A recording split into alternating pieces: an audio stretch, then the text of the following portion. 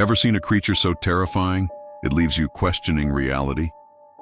What if I told you something ancient and evil may have been lurking on the shores of Lake Michigan in 2007, and it's still out there? It all started on a cool fall evening in 2007.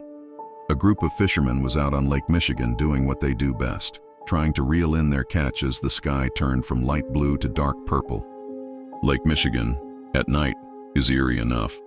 But when these men saw something moving along the shore, they thought maybe it was just an animal. That is, until they got closer. What they saw was far beyond anything they'd ever expected. They described the figure as unnaturally tall.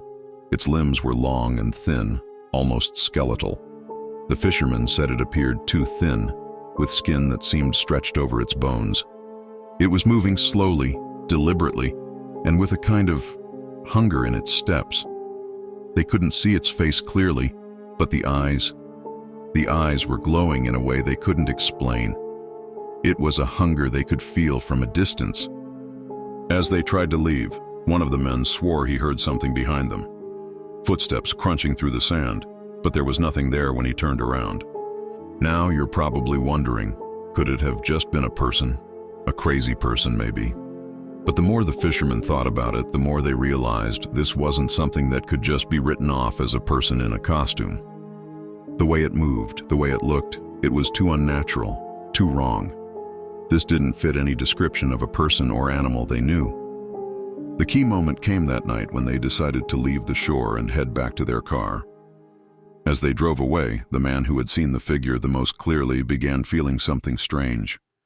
He couldn't shake the feeling that whatever it was they had seen was following them. That night, when they got home, they started talking about it. The thing they had seen, the glowing eyes, the twisted body, was starting to feel real in a way that scared them more than they could explain. But then, one of the fishermen started acting strangely.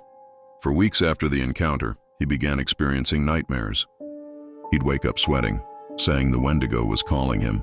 And while most of us would probably brush it off as stress or just being scared after a creepy encounter, this fisherman started showing signs of paranoia. Soon, his friends started noticing something else.